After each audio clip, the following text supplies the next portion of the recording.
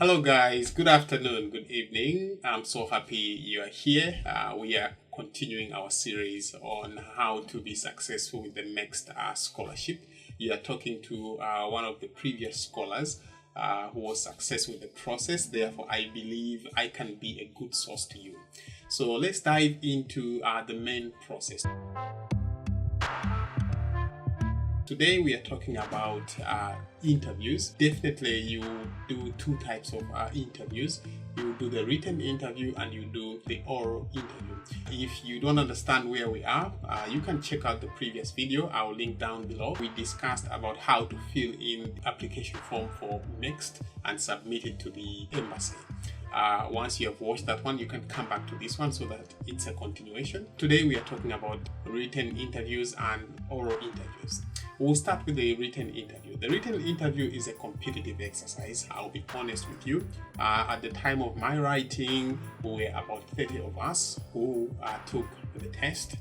And the written interview mainly consists of the English proficiency and the Japanese proficiency. Now, you don't need to worry much about the Japanese proficiency because it's something that is new to all of us. Even myself, when I went into the exams, I didn't answer anything. We were supposed to answer anything out of the exams, just choose set or anything, because both of them are multiple choice. The English proficiency is the one that you should really focus on. I would recommend understanding the structure. I'll also link down below some of the previous papers which people have written before. You can check what your focus should be on. But also in the video, let me break down.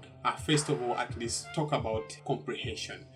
You'll be asked to read a story within the exam and answer some of the questions. Basic comprehension, I should say. At the same time, there will be things like gap filling, also choosing maybe the right word for the passage and so on. These are just the basics because they just want to understand if you can communicate in English, because once you leave your country, most of our countries are not native countries, native English countries. They know that the major form of communication will be English, so you have to take the test. Once you have done that, then there's the Japanese component. For the Japanese component, like I said, you shouldn't be worried, but it's a requirement that you should answer the questions. So even if you get a 0 out of it, just make sure you attempt. That's all they need. They'll not disqualify you based on the Japanese exams. But if you are attempting other courses where Japanese is required, then you have to take the test seriously, answer all the questions as required, because it's a measurement for you. For example, some of them come here to study the Japanese language. They also do require that. So depending on what you're supposed to do, make sure you are really careful on how you do that. We are done with the written exams. So after you have done that, they'll call you. Once you are successful, you will come for the oral interview. I think at our time of writing, 15. Now this is the most crucial part. And I remember the first time I attempted, I wasn't successful. I was successful on my second attempt after being tipped on how to answer the MEXT interview. So that's why you are here. You want to understand how to actually answer questions in the interview. I'll be here to help you. Without wasting time, let's get started. So the oral interview, the first thing is your dressing. The Japanese are very, very strict with their dressing. Please do not come in your casual wear. Make sure you come in a formal wear. Wear a suit, wear a tie. Make sure you are decent on that day. Your hair is combed. If you're keeping your hair, it's well taken care of, because they want to see someone who is a professional. Unlike some of the interviews where it can be freestyle, the Japanese are very, very strict. It will take a lot of marks out of you if you are not formal in your dressing. They will give you, I think it should be about 15 to 30 minutes. Within these minutes, you have an interview with them. Depending on your embassy, there might be about 5 or 6 within the interview panel. They will ask you to introduce yourself. introduce yourself formally as you do. Talk about your qualifications, talk about what you're doing currently in your introduction. It's a very simple introduction. In fact, you can check out on the internet some of the tips on how to introduce yourself. Once you have introduced yourself, then the main interview will get started. They'll keep asking you a lot of questions just to understand more about you. But here is the main part which you should answer carefully. There will be 2 questions that are very important within the interview. Number 1 is, why Japan? This question is not a question where you answer based on what you want to achieve in Japan.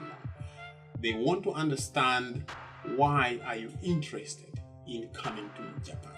They don't want to just bring anyone who has zero interest in their country. No. They want someone who can come here, enjoy Japan, depending on its provisions, I should say. So here are some of the things you can say to respond to the question. Number 1, you can talk about the anime and manga culture here. You know, Japan is well known for its anime and manga. Number 2, you can talk about the food in Japan. For example, they have cuisines like ramen and all of sorts. These are very special to Japan. You can also talk about things like sushi. I want to taste sushi. I've never tried sushi in all my life. They will be happy because they want you to be part of the society. You can also talk about you visiting or learning more about their tradition, learning more about their language. They are interested in that. Okay. So once you have talked about that, they will also ask you to say, what are you willing to contribute to Japan and even your own country? Normally, when you're answering this question, you should talk about maybe making a publication by the end of your learning. This is very important to Japan because they want people who can leave some knowledge behind for them. And at the same time, they also want you to take some knowledge into your country. So it's an exchange program, as you understand. So in this case, make sure that you are able to articulate and say that at least I'll make a publication. If there are other contributions you can make, please be ready to say them. At least prepare for these 2 questions. These are some of the things which are very crucial and important in the interview. If you miss out on this, you miss out on your opportunity to come to Japan. Once you have responded like this, they'll be able to examine you, they'll be able to chat with you. It's not like a nerve-wracking interview, just like we know some of the interviews in our countries, like you're looking for a job or so on. This is just to understand more about you, why you're interested in Japan, and also what contributions are you going to leave behind for Japan. Once you have done all of this, then you would say, congratulations to you, and they'll call you back. On the second round of calling, they will reduce the number at least to around maybe 9. They'll call back 9 people.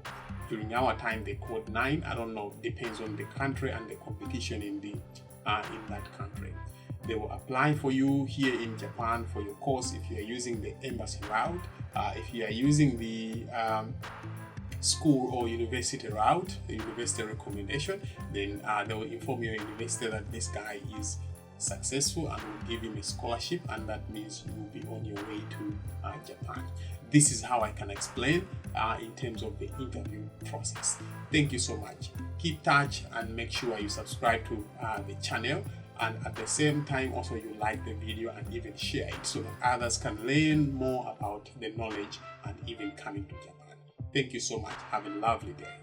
Thank you. See you.